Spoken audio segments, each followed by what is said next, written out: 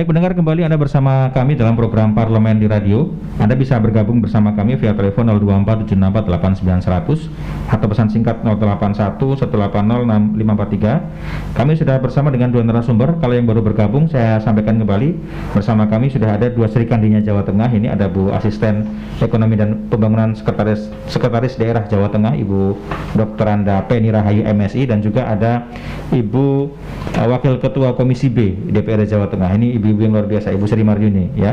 Ternyata sebelum kita lanjutkan, sebenarnya saya mau bertanya berkaitan dengan bagaimana dampak di dunia usaha. Karena kan sebagian besar masyarakat sekarang sudah banyak yang bekerja sebagai karyawan, buruh itu cukup tinggi ya. Tapi sudah ada pendengar yang masuk ternyata. Kita akan sapa, ada Pak Soleh di Demak. Halo Pak Soleh, selamat siang. Langsung silakan Pak Soleh pendapatnya. Selamat siang Mas. Sama Ibu Sri Kandinya. Ya. Begini Bu. Selamat siang Bu. Ya, selamat siang. Silakan Pak. Ya, ini saya kan hidup di desa. Saya akan menyoroti masalah kebijakan yang dan sekarang itu kan di desa itu banyak tumbuh gitu, mal dirubahkan waktu di desa ada yang sampai 2, 3 dan sebagainya. Dengan pertumbuhan mal itu kan sangat mempengaruhi pedagang-pedagang kecil, banyak yang belum tikar. Nah, dengan adanya ini kan perekonomian di desa itu yang mestinya rakyat bisa, ini dari sisi konsumen memang senang, tapi dari sisi pedagang itu banyak yang ini apakah kebijakan itu tidak sebaiknya misalnya satu kecamatan hanya satu saja atau berapa saja tinggalnya kecamatan tidak bisa. Dengan munculnya mal di tingkat desa ini ya banyak merugikan pedagang-pedagang kecil yang ada di desa. Banyak. Yang kedua, di zaman Orde Baru itu kan kebijakan ekonomi nasional itu kan ada 3 badan, swasta, koperasi dan BUMN. Itu bisa berjalan bersama-sama dengan porsi yang sama persentasenya. Kalau sekarang kan yang koperasi itu malah kelihatannya tidak dapat proteksi apa-apa dari pemerintah. Mohon penjelasan Bu, terima kasih. Baik, ya terima kasih Pak Soleh. Kami mungkin tadi Pak Soleh sedang sambil mendengarkan ya, sehingga kurang jelas yang kami terima. Tapi saya menerima poinnya. Pak Soleh di Demak menyampaikan yang pertama berkaitan dengan masyarakat petani. Jadi masyarakat petani ini kan dia sebagai produsen, tapi di desa-desa muncul pertumbuhan mal. Mungkin yang dimaksud mal itu adalah mungkin swalayan ya, swalayan yang muncul di kampung-kampung ya. Ya seperti ya semacam itulah ya. Saya tidak bisa menyebutkan mereknya. Ternyata banyak berpengaruh ke kehidupan masyarakat di sekitar, apalagi terdampak COVID ini. Ini bagaimana tanggapannya? Yang kedua ada di zaman Orde Baru ada 3 yang kerjasama, swasta, BUMN dan koperasi. Sekarang kok sepertinya malah tidak begitu. Ini mungkin tanggapannya terlebih dahulu. Bu Penny terlebih dahulu ya, Bu Penny. Baik, terima kasih Pak Soleh. Jadi begini Pak, memang begini, antara kesehatan dengan ekonomi itu harus jalan seimbang. Kemudian kita juga membutuhkan untuk pedagang besar, tidak hanya untuk pedagang kecil. Karena apa? Komoditas kita kan juga perlu laku. Jadi mesti harus ada keseimbangan juga di dalam proses perdagangan, tidak hanya untuk di kecil saja. Dalam masa pandemi COVID ini memang untuk mal-mal kami melakukan pembatasan. Karena apa?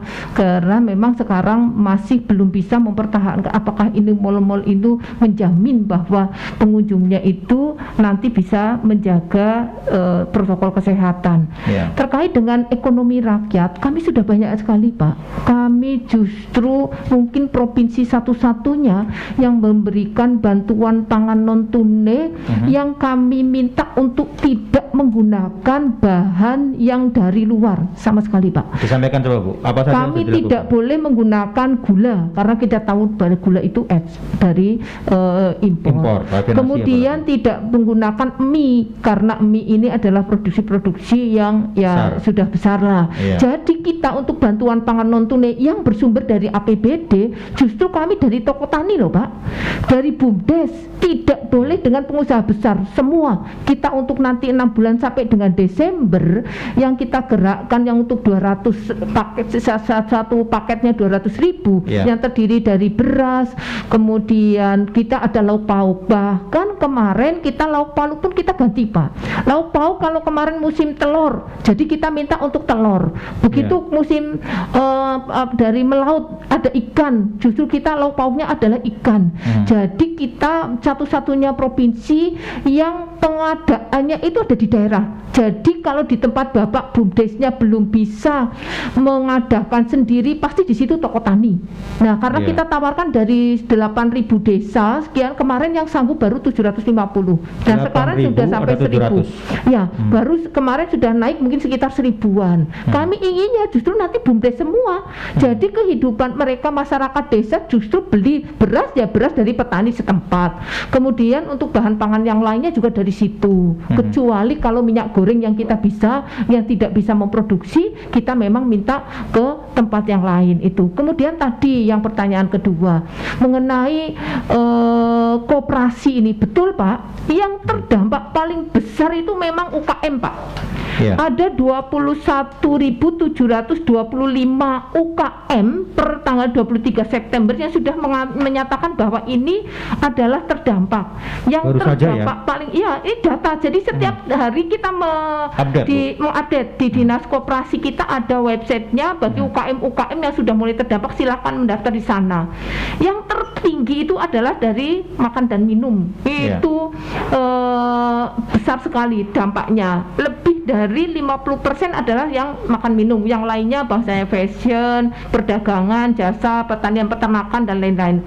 Kemudian koperasi juga ada 509 koperasi yang sudah terdampak. Tetapi justru kami dengan melihat kondisi yang terdampak terbesar itu adalah koperasi dan UKM, justru kami kegiatan terbanyak itu untuk UKM dan untuk koperasi. Mulai dari hari zaman dulu pertama kali ada COVID, kita ada dana BTT.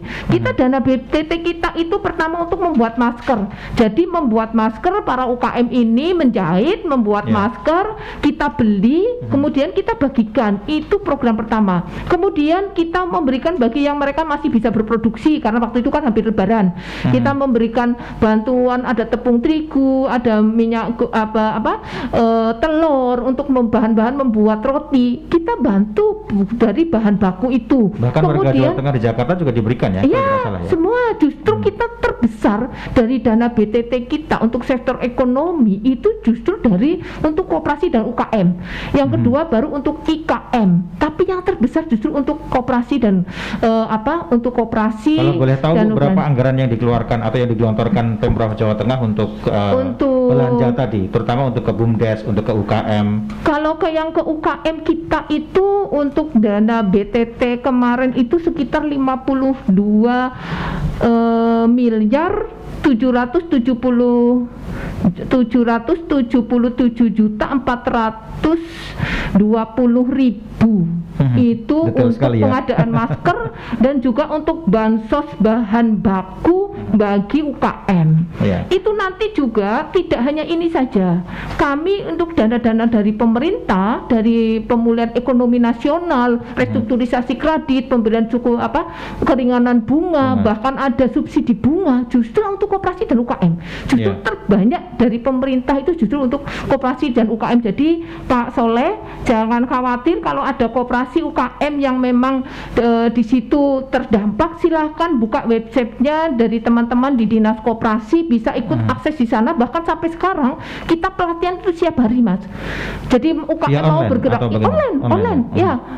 Setiap hari kita ada latihan bagi seluruh, tergantung dari keberminatannya di sektor di bidang apa.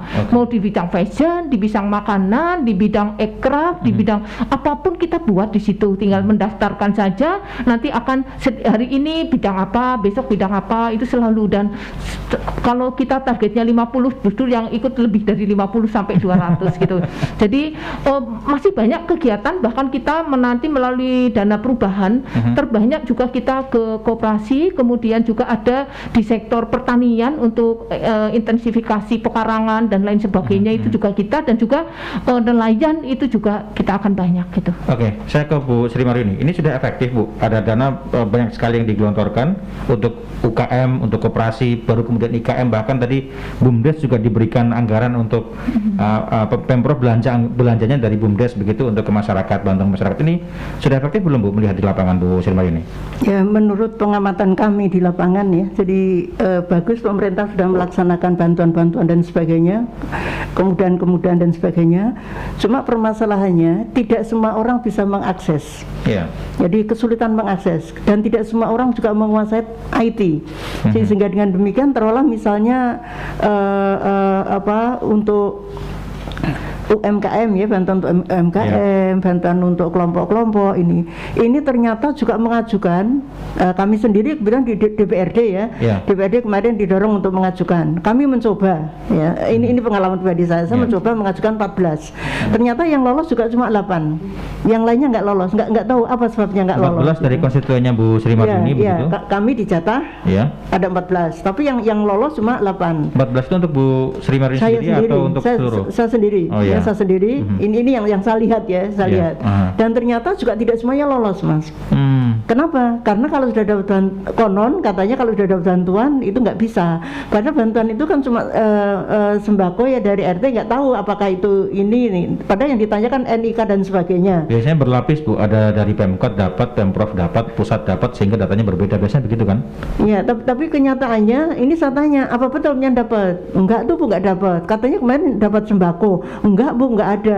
Artinya data ini memang datanya ada, tetapi informasi pastinya kan belum tentu belum sampai jelas kepada tujuan. Sehingga kemarin masih banyak yang komplain, termasuk juga program-program dari pemerintah, misalnya kena PHK ya, dapat bantuan. Ternyata juga tidak semua orang yang kena PHK itu dapat bantuan. Mereka sudah masuk dalam BPJS Ketenagakerjaan, tapi kenyataannya juga tidak bisa mengakses karena berbelit-belitnya persyaratan yang harus diikuti, menyebabkan karena nggak berhasil, terus akhirnya lama-lama dia ya udah, kalau begitu memang kami nggak bisa. Ternyata kalau yang 14 tadi itu bantuan apa, Bu? Kalau yang 14 kemarin itu UMKM itu bantuannya berupa telur, berupa gandum ya, kemudian berupa minyak gitu. Itu. Jadi dapatnya berupa barang. Jadi pemerintah sudah bagus, cuma permasalahannya belum semua bisa mengakses. Itu yang pertama. Kemudian kaitannya tentang koperasi tadi. Tentang koperasi juga usulan dari teman-teman koperasi, bagaimana kalau bantuan-bantuan itu tidak harus lewat satu pintu, hanya BRI tok, maaf ya, BRI tok, tetapi bagaimana koperasi juga bisa dipercaya untuk mendistribusikan pinjaman-pinjaman atau bantuan sejenis kur dan sebagainya, bantuan pinjaman kur itu kalau bisa dilewatkan koperasi, kayaknya teman-teman juga senang gitu, sehingga anggota koperasi bisa mengakses, karena mengakses ke bank belum tentu bisa kan gitu, karena aturannya konon tidak usah pakai agunan, tapi kenyataannya teman-teman ketika mengajukan kur itu juga harus pakai agunan. Bahkan syaratnya katanya sangat berlibat sekali ya, bagi UKM yang masyarakat pedesaan begitu agak kesulitan. Termasuk pasar ya. Belum lama kami juga ke pasar dari bank, ada bank yang dipercaya oleh pemerintah ya, banknya pemerintah datang ke pasar. Ini konon akan dialog interaktif nanti jam 1 dengan Pak Presiden katanya, akan dapat bantuan gitu. Ternyata di pasar itu ditanya siapa yang usaha yang nggak punya pinjaman. Semuanya punya. Nah ini saya bilang untuk usaha punya. Akhirnya apa nggak dapat bantuan. Jadi yang dapat bantuan dari Presiden itu 2,4 juta, itu langsung ditransfer ke rekening. Itu satu pasar hanya 2 orang, karena 2 orang itu yang tidak punya pinjaman di bank. Padahal keluhan mereka, Bu, lah kami ini kan bakul ya Bu, ya, kita usaha kan mesti juga cari modalnya kita pinjam ke bank. Akhirnya hampir semua orang di pasar ini punya pinjaman di bank semua. Akhirnya kita nggak bisa Bu mengajukan itu gitu. Jadi akhirnya nggak bisa Mas. Jadi aturan yang berbelit-belit itu tuh permasalahannya Mas. Iya. Kemudian tadi Pak Soleh tadi ya terkait dengan tumbuhnya mall juga hasil pertanian nggak laku. Ini sebenarnya pemerintah itu sudah berupaya melalui peraturan OJK nomor 11 tahun 2020 misalnya ya, ini penurunan suku bunga, perpanjangan jangka waktu, pengurangan tunggaan pokok ya. Pengurangan tunggaan bunga, penambahan fasilitas kredit pembiayaan, konversi kredit atau pembiayaan menjadi penyertaan modal sementara lah. Ini kan juga diprioritaskan kepada mereka-mereka antara lain mereka yang beraktivitas di bidang pariwisata, di bidang transportasi, di bidang perhotelan, di bidang perdagangan, di bidang pengolahan, di bidang pertanian dan pertambangan. Artinya tadi kayak Pak Soleh yang sampaikan tadi, pertanian itu kan juga didorong oleh pemerintah. Padahal pemerintah sudah berupaya. Kami di Komisi B juga mendorong pada Dinas Pertanian ini memperkuat sektor pertanian. Bagaimana memperkuat sektor pertanian? Memperkuat sektor pertanian antara lain paling enggak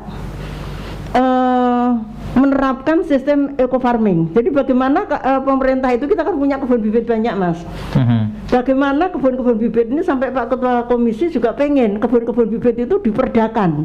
Supaya apa? Supaya dikelola benar-benar, kemudian output dari struktur jelas begitu ya. Struktur jelas, kemudian hasilnya juga jelas, itu output programnya juga jelas. Jadi jadi bagaimana bibit-bibit yang berkualitas bisa diciptakan. Kemudian yang kedua, penyebaran pupuk. Nah selama ini keluhan dari petani ternyata memang pupuk itu konon ada kartu tani dan sebagainya. Orang yang tinggalnya di daerah terpencil, daerah pelosok, daerah pegunungan, males untuk bayar ke bank. Tapi konon katanya sekarang ada kemudahan, di toko pupuk itu sudah disediakan alat untuk bisa membayar dengan menggunakan gesek kartu. Jadi membayarnya pakai uangnya masuk ke kartu bisa digesek. Karena kalau bayarnya nggak pakai kartu tani mahal. Jadi bayarnya bisa murah kalau pakai kartu tani. Karena sekarang sudah begitu. Tapi kemarin kelompok tani yang kemarin mengeluh katanya kan belum bisa. Jadi kalau ke bank itu, Bu, saya jam 7 berangkat ke bank, nanti jam 5 belum tentu clear. Daripada saya ke BRI saya harus nabung di sana, ya mending saya matun saya pupuk ke sawah sudah ada berapa hektar gitu. Maka kami ini pupuk harganya berapa aja ya kami beli. Yang penting kalau kami punya uang kami beli. Tetapi dengan sistem yang semacam ini kayaknya susah bagi kami, terutama di daerah-daerah yang terpencil Mas. Jadi pupuk ini saya kira memang sangat diperlukan ya. Tapi pemerintah juga sudah berupaya untuk penyebaran pupuk.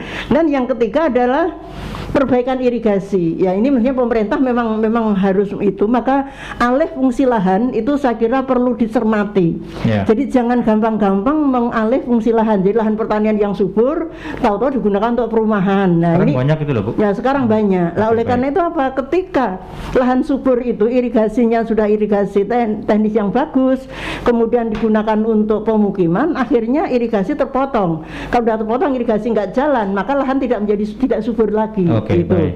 Kemudian selain itu juga perbaikan sarpras ya, sarpras pertanian itu memang kewajiban pemerintah sudah didorong ke sana dan penyuluhan pertanian. Di penyuluhan pertanian inilah maksudnya peran penyuluh pertanian. Kami Komisi B keliling kemana-mana, penyuluh pertanian itu perannya luar biasa karena dia bisa menguasai IT dan dia bisa menyeimbangkan harga. Daerah mana punya apa, daerah mana nggak punya apa, maka yang punya itu ditransfer ke daerah yang tidak punya, yang tidak punya bisa mentransfer dari daerah yang punya lah. Ini teman-teman dari penyuluh pertanian itu sebenarnya sudah bisa menseimbangkan, menstabilkan harga, dan itu sangat membantu pada pemerintah. Harapan kami semangat dari Pak Soleh tadi bisa semakin bersemangat untuk bagaimana kita membangun pertanian. Kita mencoba untuk berkoordinasi dengan beberapa komponen tadi termasuk penyuluh pertanian agar supaya produksi pertanian kita bisa laku terjual dengan sektor yang kita menjadi topik utama adalah pertanian ya. Tapi nanti akan kita konfirmasi juga ke Bu Penny bagaimana tadi Sri Mulyani banyak masalah ini ternyata di lapangan. Tapi kita jeda terlebih dahulu, nanti kita akan kembali setelah pesan-pesan berikut ini. Cukup seru sekali perbincangan tadi, sudah masuk ke sesi akhir, ternyata ini tinggal sekitar 10 menitan tidak ada. Saya mau minta konfirmasi ke Bu Penny, tadi disampaikan ternyata mengurusi data yang sebegitu banyak itu ternyata masih ada yang tidak mendapatkan. Tadi kalau Bu Marini menyampaikan konstituennya 14 UMKM yang dapat cuma 8 itu Bu. Kok bisa begitu? Itu bagaimana Bu ya? Jadi begini Pak, sumber anggaran itu cukup banyak. Yang kami tadi sampaikan itu baru APBD. APBN itu masih banyak sekali. Ada PKH, ada bantuan sembako dan lain-lain. Nanti ada subsidi bunga dan lain-lain. Nah, untuk bantuan-bantuan itu memang dipersyaratkan tidak double. Itu sulitnya. Padahal data ini kan kita pusatnya adalah di Kementerian Sosial. Yang mendata sekarang, itu sebenarnya yang mendata itu dari Kementerian Sosial. Yang mestinya aturannya setiap 6 bulan sekali itu diupdate. Updating data sumber datanya. Nah, tetapi di Jawa Tengah itu tidak semua kabupaten kota membuat updating data, sehingga tadi ada orang kaya masih masuk ke dalam proses data. Kemudian sekali lagi perubahan data sangat cepat kemarin karena adanya COVID. Orang pulang saat mudik kemarin sebelum Lebaran itu tidak sampai 50% kembali ke Jawa Tengah. Kembali ke Jawa Tengah itu sekitar hampir 1 juta. Yang kembali lagi ke sebagian ke DKI atau keluar kota, ada yang dari ke Bali dan lain-lain. Itu nggak kembali. Berarti itu kan menjadi miskin baru. Entah itu miskin atau tidak, menjadi data baru. Sehingga orang miskin baru ya. Makanya kami itu bantuan pangan non tunainya saja tahap 1, tahap 2 sudah jalan, ternyata sekarang ada tambahan lagi data dari itu. Itu menjadi beban nggak sih Bu? Ya jelas jadi beban Mas. Anggarannya cukup nggak anggarannya? Kami alhamdulillah kemarin makanya itu kita ada refocusing sehingga kegiatan-kegiatan konstruksi semua kita hentikan. Jadi semua kita berpusatkan adalah untuk bantuan sosial dulu, JPS dulu.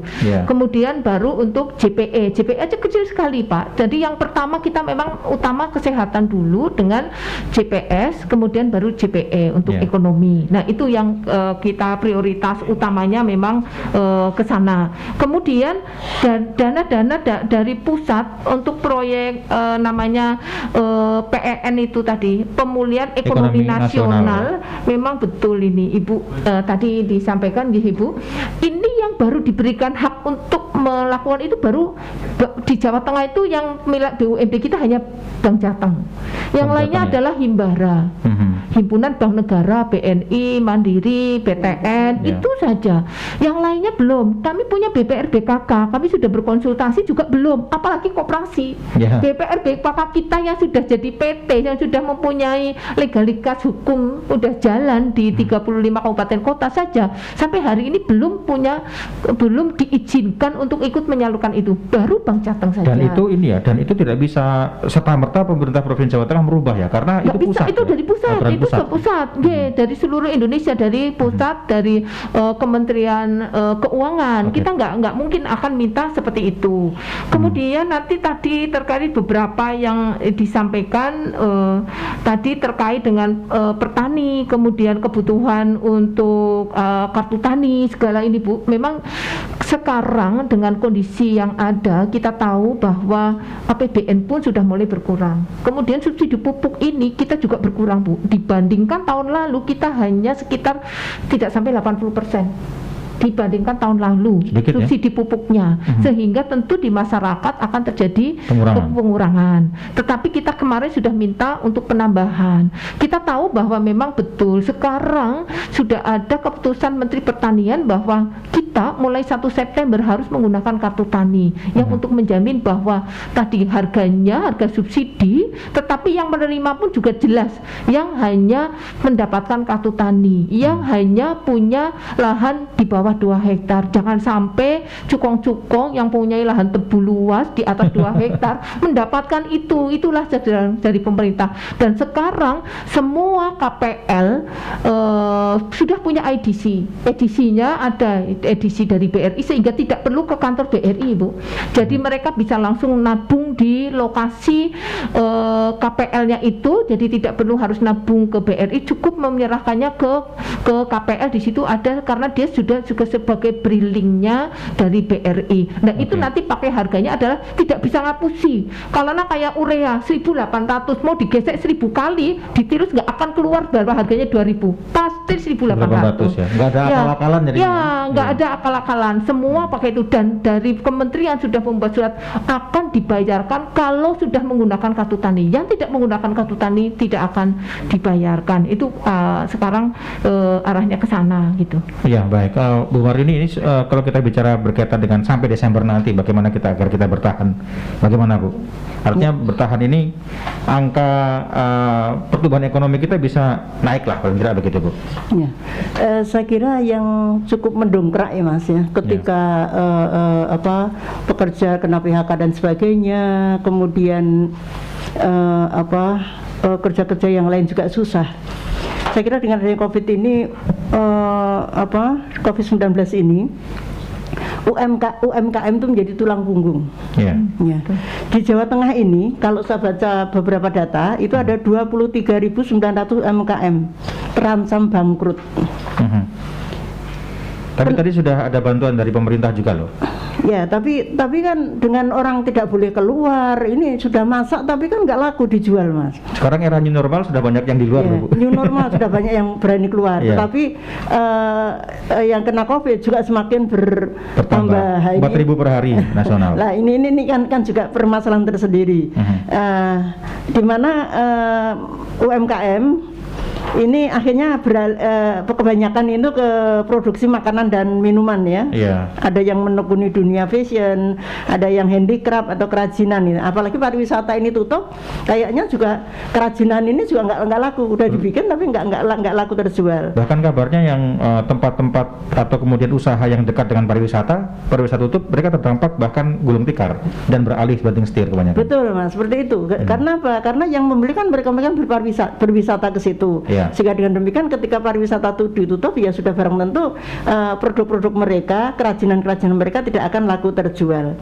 Maka berbagai masalah yang dihadapi oleh para UMKM adalah mereka tak bisa ngangsur kredit di bank. Ya, karena apa? Ya, jual nggak laku tadi, nggak bisa. Tak lagi berproduksi, karena masih banyak produksi yang kesulitan cari bahan baku. Jadi bahan baku tuh sekarang juga susah karena orang udah ada yang keluar. Kalau ada yang kali mengingat waktu nih Bu, saya mau bertanya mungkin singkatnya. Solusinya apa nih Bu kira-kira Bu? Ya solusinya saya kira ini bagaimana agar supaya pemerintah itu, ya kita berharap pada pemerintah dapat memetakan kondisi pelaku UMKM di Jawa Tengah, mendiagnosa dampak pandemi COVID ini, kemudian mengidentifikasi strategi pemulihan kinerja UMKM. Itu harapan saya seperti itu. Jadi kalau COVID itu sudah dihentikan, bisa dihentikan, artinya masih lama kabarnya, masih tahun depan. Nah, ini harapan kan, berdoa kan boleh Mas.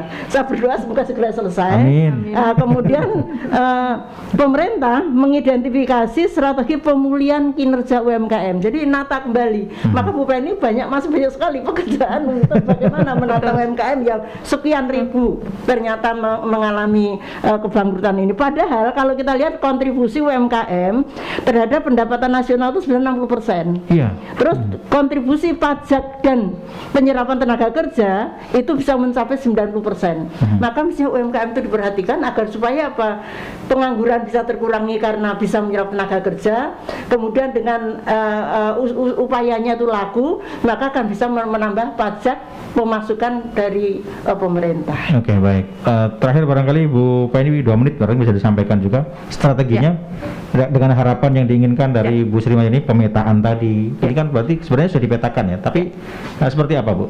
Sampai jadi, 0 nanti di Desember Kita cita-cita yang tadi kita sudah sampaikan menurut perkiraan, mudah-mudahan insya Allah mohon doa restunya kita semua, mari kita bergerak agar bisa kita 0. Pertama, kendalikan laju COVID, itu nomor 1. Harus kesehatan nomor 1 3T yang masuk di dalamnya. Yang kedua, pacu kenaikan permintaan ekonomi pada konsumsi, investasi kita juga gerakkan. Tidak mungkin kita hanya dengan konsumsi masyarakat kita akan naik pertumbuhan ekonominya. Investasi juga harus. Kita sudah fasilitasi sekarang. Insya Allah mudah-mudahan mulai dari industri batang, jalan tol semua sudah akan jalan. Kita sudah fasilitasi. Kemudian pengeluaran pemerintah dipacu. Tadi dari APBD kita segerakan. Pak Presiden kemarin pada saat kita ratas dengan beliau melalui Vikon segera laksanakan kegiatan-kegiatan APBD dan APBN sehingga dana PN itu segera kita dikucurkan dan segera kita laksanakan. Memang betul masih ada kendala-kendala karena tadi harus benar-benar persaingan di proses pendataannya jangan sampai salah. Dan tadi sudah disampaikan. Ekspor nih, import kita pacu. Kemudian pacu aktivitas operasi dan produktivitas dari industri besar, UMKM tadi sudah disampaikan. Ini harus kita pacu dari 17 sektor usaha dari UMKM. Kemudian juga pacu pengeluaran pemerintah untuk pacu permintaan dan penawaran. Kemudian bangun kemitraan strategis dengan negara-negara mitra untuk ekspor dan impor. Jangan sampai kita nanti negara-negara tujuan itu menutup diri terus. Nah, produksi ini kita 59 tinggi. negara sudah membenet kita itu. Bu. Makanya itu kita harus itu mulai membangun mitra strategis baik antar provinsi maupun antar negara. Tidak mungkin produktivitas kita pertanian akan kita makan semuanya habis. Kemudian baru produksi-produksi lain. Tentu ini menjadi tugasnya kita dari pemerintah, dibantu dari pemerintah pusat dan juga kerjasama dengan semua sektor swasta, dunia usaha dan lain-lainnya itu harus kita masukkan untuk segera kita memulai melaksanakan kegiatan. Dan yang terakhir meningkatkan kualitas SDM dan infrastruktur tetap kita akan galakkan. Jadi sambil COVID ini mereka tetap di rumah tetapi kita berikan pembelajaran dengan webinar dan lain sebagainya sehingga nanti pada saatnya kita sudah membuka semua sektor ekonomi, harapannya kita masyarakat juga kemampuannya sudah meningkat sehingga mereka sudah bisa gerak dan hidup kembali. Yang penting anggarannya ada Bu. Yang penting anggarannya ada. Sebetulnya anggaran pemerintah itu dari pusat itu yang tadi PEN itu cukup tinggi, 600 sekian triliun. Yang sampai hari ini baru terserap baru sekitar 50 sekian triliun, belum sekitar 50 sampai 100 triliun. Masih banyak. Tetapi tadi sudah disampaikan memang ada beberapa kesulitan karena memang terfokus pendaftarannya harus online dan lain sebagainya. Yang ini memang harus mendapatkan bimbingan sehingga kita pemerintah provinsi harus selalu mendampingi mereka. Saya kira itu. Baik, terima kasih Bu Sri Martini dan juga Bu Penny. Ternyata waktunya cukup singkat. Ini perbincangan yang cukup panjang agar masyarakat tahu, tapi ternyata cukup singkat sekali waktunya. Dan waktu kita bisa sambung lagi dan kita berdoa berharap semoga COVID ini segera berlalu. Amin. Sehingga ekonomi kita bangkit, masyarakat kita bangkit dan tentunya semua itu perlu kita lakukan bersama antara masyarakat, pemerintah, sektor swasta bahkan semuanya harus bergandeng tangan, kira-kira begitu ya. Baik pendengar, terima kasih. Demikian program Parlemen di Radio bersama saya Iner Bustanto. Saya pamit undur diri, selamat siang, sampai jumpa.